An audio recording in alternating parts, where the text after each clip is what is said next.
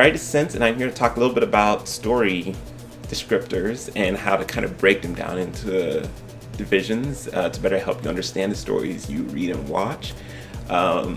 So typically if you go to classes and you learn, there's definitely one that comes up a lot, which is your man versus man, man versus self, and man versus nature, in which you have your typical kind of an action story or some kind of, most stories end up falling versus man versus man. There's one man who wants one thing, one, not man as in masculine, but one person wants one thing, another person wants something else. They, antagonists, they kind of fight each other.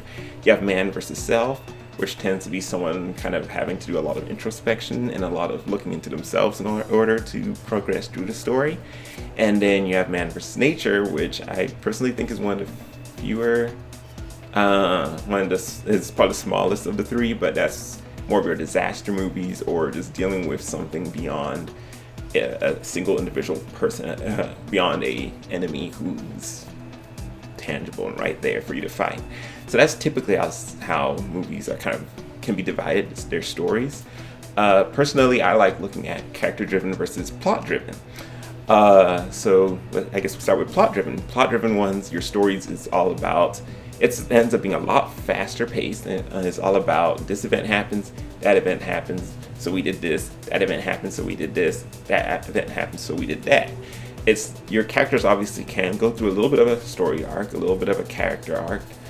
They can start in one place being a selfish person, and by the end, after all these events they've had to go through, they might be, learn to be more generous. Not saying it's we're not saying there's no character development at all in plot-driven movies, but your plot-driven movie is more about getting to a specific plot. Say aliens come in, it's about defeating aliens and getting rid of them, and that's what the plot's about. It's very easy to describe plot-driven movies because you can usually sum it up in like one or two sentences. Those are very easy to make taglines for because you can just hit you with a person wants to do this, that, and this complication, they take care of it.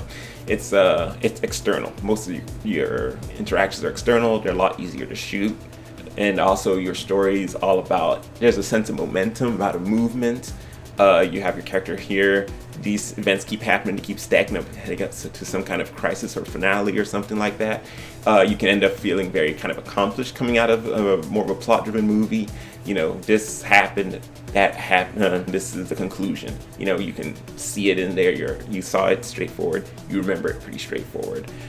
So one of the big downsides of plot-driven movies is your characters tend to really suffer in this, well, not suffer in the sense of they'll go through a lot of trauma and events around them, but also oftentimes main characters and enemies and whoever tend to, even though we may introduce them with a specific mindset or a specific view, because the story requires them to go here so these major events can happen, oftentimes characters kind of lose their character development, or they end up kind of becoming into this one catch-all character. This is what happens with a lot of action movies. You end up, if you see anything with Jason Statham in it, after a while you start to realize, even though events around him may be the same, his character is roughly the exact same across all these movies. It's because we need a specific type of person to be able to jump into these situations and deal with it, but not fall apart, not go through all the emotional cry or whatever, just someone died, oh well, brush it off. For that to happen, you end up having all your characters kind of become somewhat of the same hardened warrior type person. That's not a requirement, but it just happens very often in plot-driven movies. You can have your character start out at the beginning being a super dirty whatever, I don't know what's going to happen. By about a midpoint, they're going to be jumping on bad guys, they're going to be doing all kind of crazy action stuff, because that's what's more important, not how the characters feel, but what they do. So that can be definitely kind of a downside to it. It also, those kind of movies also tend to have, because you keep having the crisis and whatever ramp up so much, for it to actually conclude and be satisfying that whatever was going on ended and is out of the way, they tend to also just introduce stuff towards the very last end of the movie. Something just happened, this person happened to be in the area and came in the hunting party, just happened to go by and pull out the guns and fought off the bears. Something happened to just kind of rescue our heroes, even if they themselves had to do it. It's often, oh, we had this weapon or some training we didn't talk about earlier, and here we go. It's just that happens way more in this type of movie. So that's another one of the downsides for it, for plot-driven movies. So let me just give you a couple examples on both positive and negative for plot-driven movies. When it comes to, on the positive side, I mean, you don't need to look further than John Wick. John Wick is not about character development at all. He's roughly the same person from the beginning of the movie to the end. I mean, obviously there's a very beginning where he's dealing with his dog or whatever, but once that happens to the end of the movie, it's not about whether or not John Wick can adapt to whatever. It's not about whether or not he can find it in his heart to forget, but it's not about that at all. It's about how many complications are these bad guys going to throw at him that he's going to have to go through in order to get his revenge. That's it. We're not worrying about most people's character arcs. Even the villains from the very beginning, the main bad guy's like, oh, that's John Wick, we're in trouble. And by the very end, he's like, oh, John Wick, we're in trouble, but I gotta fight a little bit just to keep up my image, I guess. But it's a great movie. It's a great watch. It's fast paced. You're just drawn along with the action and you just enjoy the whole scene, the whole story. But it's not for character. It's really just plot. On the negative side, you have something like Suicide Squad, the DC movie. I'll probably put a lot more superheroes and stuff like that because I feel like that's stuff most people have seen on this list. But that's one that's on the negative side, is because there's so much plot. This, we need to go here to stop this so that can happen, so this can happen, because this person turned against that. Meanwhile, most of our characters get a quick introduction scene. We know who they are, kind of, and that's about it. There's almost no personal growth, no interaction really between these groups till like a quick scene towards the end that I heard was part of a reshoot or something. That kind of makes our characters interact for the first time really and just talk and argue a little bit, and it's like, oh, that's a real human interaction there. And then 2 seconds later they're back fighting CGI monster, and it doesn't really matter. Most of the characters could be interswapped with each other, just change superpowers on this person and they'll swap them over. It doesn't really matter. Most of them are not too different from each other at all. So that's kind of one on the negative end. And I mean, again, if you're someone who really just wants to see plot, you don't care about their characters at all, you can still enjoy it. You can just see this event happened, that event happened, they threw these effects on screen. It was a good time. That's where you get most of your blockbusters, and they're plot driven. And then you have your character driven movies, where it's more about getting a character from point A to point B. The events around it are not as important. They can kind of be high stakes, they could be low stakes, as long as they're important to the character. That's what's really important in this kind of a story. They end up feeling a lot slower. If you want to get your character from point A to point B, they're trying to tailor this after real life, and that's often not a straight line. So oftentimes your story's gonna kind of go through some loops. You're gonna have some moments where you're like, I thought this character learned something and they didn't. That's where it can start really tapping into your emotions a lot more, because you're like watching someone try something and fail so much. Yeah, that can happen in a plot-driven one as well. But in that character piece, that's what's going to really focus on. They're going to use a lot of camera angles, a lot of focusing on facial expressions, just a lot to let you really get into this person's shoes and feel the pain they're going through. Because it's typically going to be about some kind of pain, some kind of growing experience. Even if it's getting over some kind of pain, even if it has a cheerful ending, you're going to go through some stuff in between. You can typically tell from a trailer immediately if it's going to be super character driven. You're going to have a lot of slow fades, a lot of emotional moments. There's got to be at least one shot where our main character is angry and kicks something or throws something in a rage. That's going to happen a lot in character pieces. So there's, again, I have like an example of a good one and a bad one. We'll start out with good, which is Joker, which just came out. That was definitely sure, events happened to our main character, but some of it wasn't even real. Some of it really didn't affect anybody or affect anything. It was just something that happened to him or happened in his head that built up towards where he was going to be at the end of the movie. It's all about developing him.